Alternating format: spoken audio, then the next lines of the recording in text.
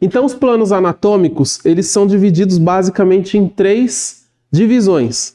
Uma delas se chama plano sagital, a outra delas se chama plano frontal ou coronal, são 2 nomes para a mesma situação, e por fim a outra forma dela é o plano transversal. Então, caminhando aqui para o plano sagital. Deixa eu mostrar essa figura aqui, vou colocar uma setinha mostrando uma força ou um eixo sobre esse plano, que basicamente é isso aqui, né?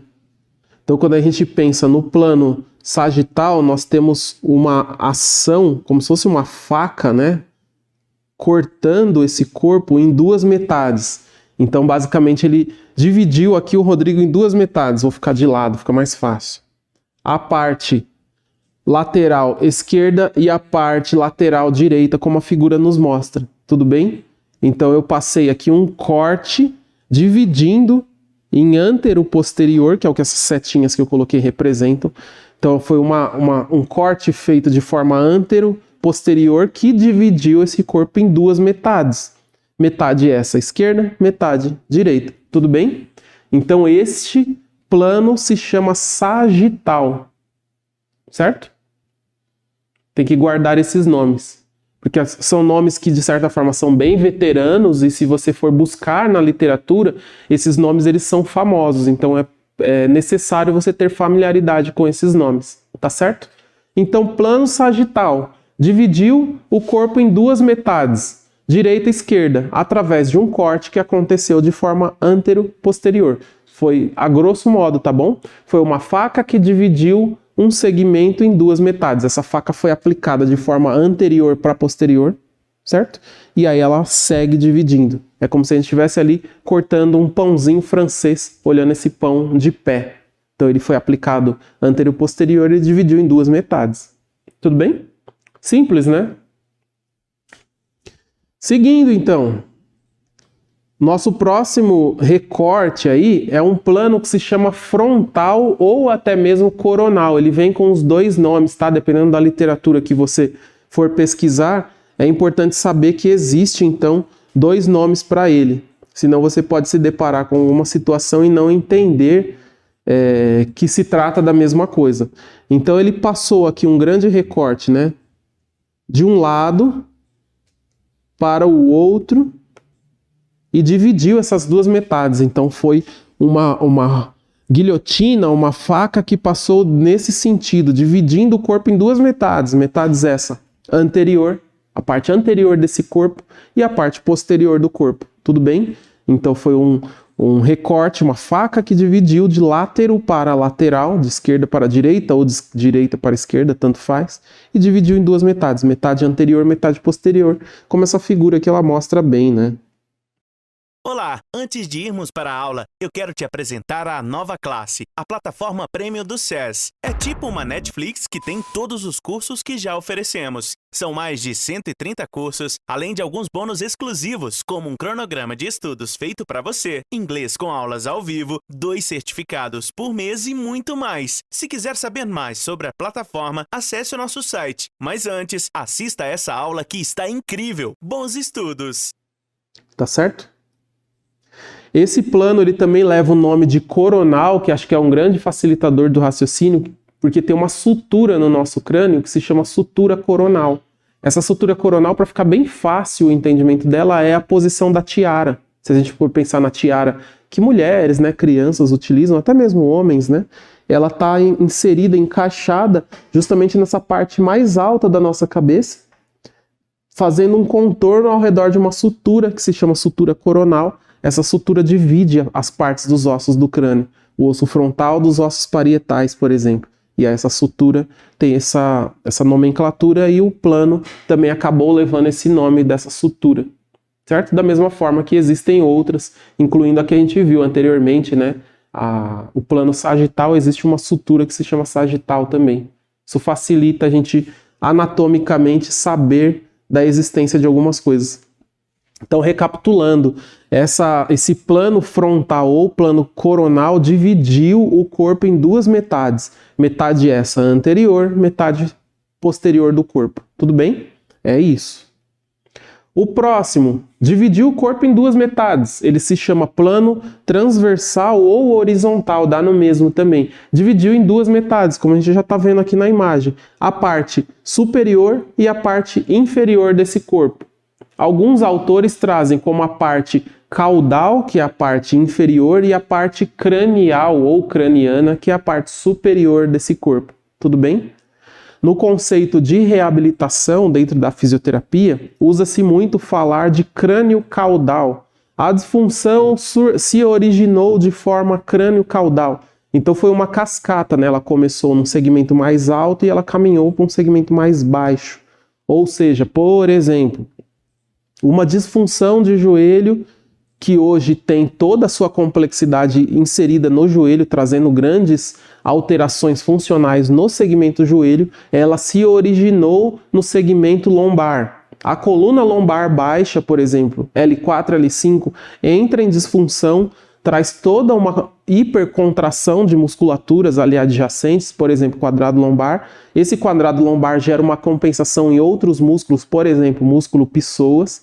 Esse músculo psoas que faz flexão de quadril e tem ali participação de alguns músculos parceiros a ele, como quadríceps, que também faz flexão de quadril e extensão de joelho, entram em disfunção, ou seja, não existe um bom sinergismo entre a força desses inúmeros músculos.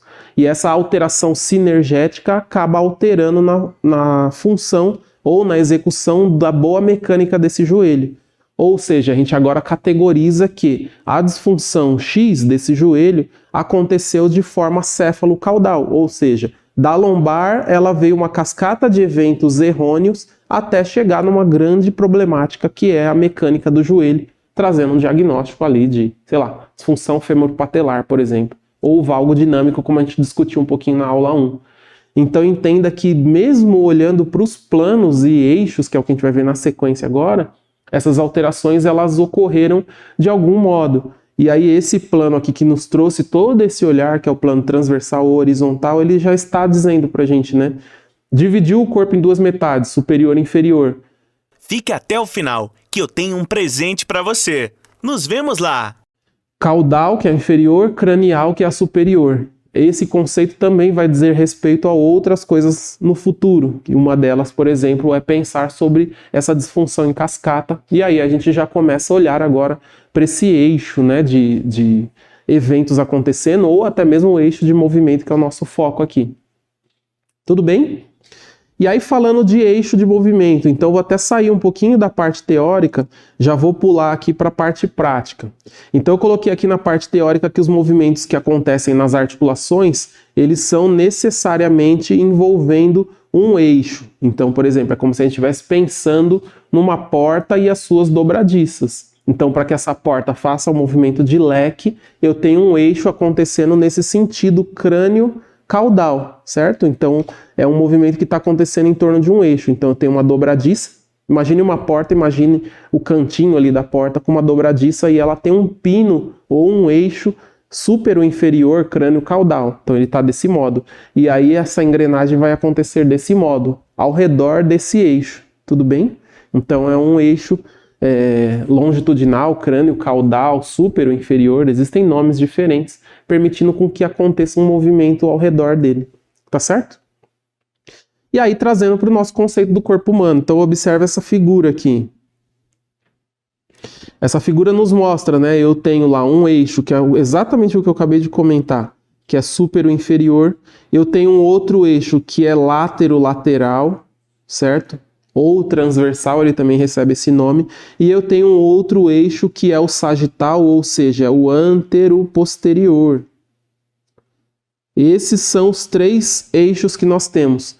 E aí observe, nós falamos de três planos e obrigatoriamente nós precisamos ter três eixos. Não existe a possibilidade de ter três planos e um eixo, dois eixos, tem que ser totalmente proporcional, 3 planos e 3 eixos. Então vimos os planos sagital ou o coronal, que é dividindo em antero-posterior, ou o transversal, que é dividindo o corpo em duas metades, superior e inferior, bem basicamente. Agora quando a gente entra nos eixos, esses eixos, eixo antero-posterior, ou seja, é o que está saindo da parte anterior e indo para a parte posterior, ele recebe o mesmo nome do sagital, que era um plano. Tudo bem? Isso não pode ficar confuso. São nomes diferentes, mas pense no direcionamento. Isso vai ficar fácil de entender.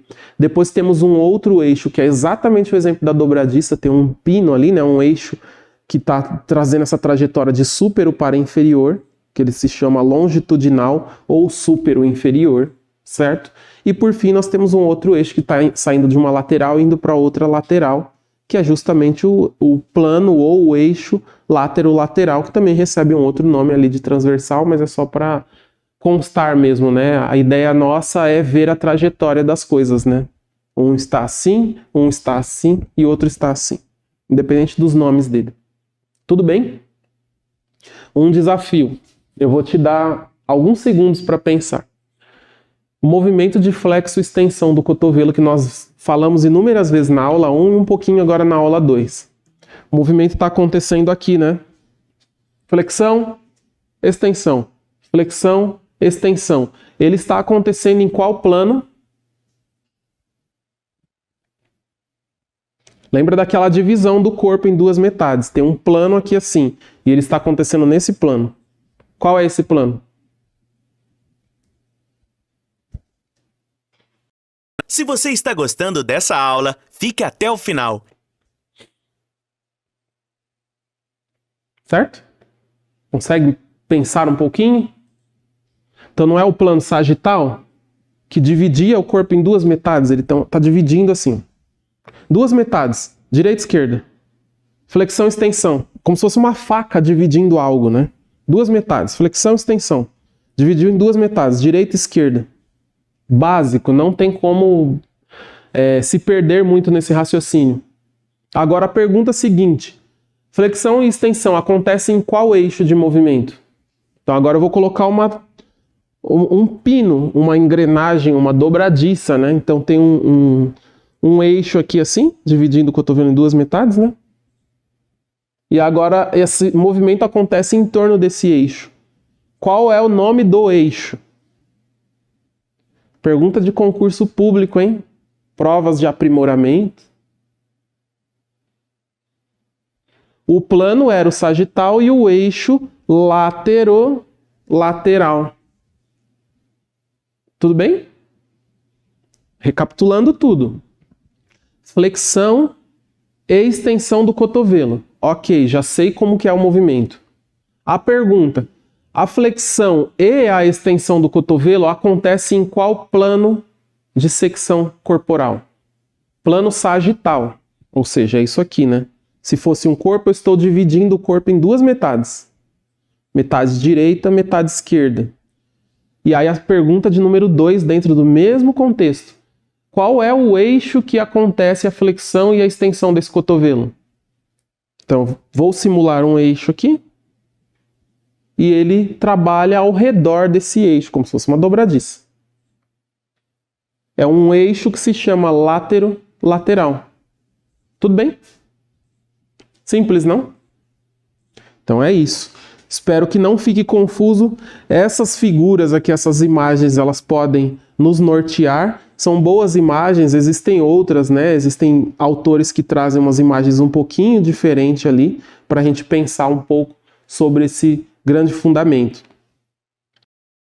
Esse vídeo é uma parte de um dos cursos que tem dentro da plataforma A Nova Classe. Lá você encontra mais de 130 cursos e outras vantagens exclusivas, como o curso de inglês com aulas ao vivo. Para você que está vendo esse vídeo, liberaremos o acesso gratuito por 7 dias. É só clicar no link da descrição e aproveitar seu presente.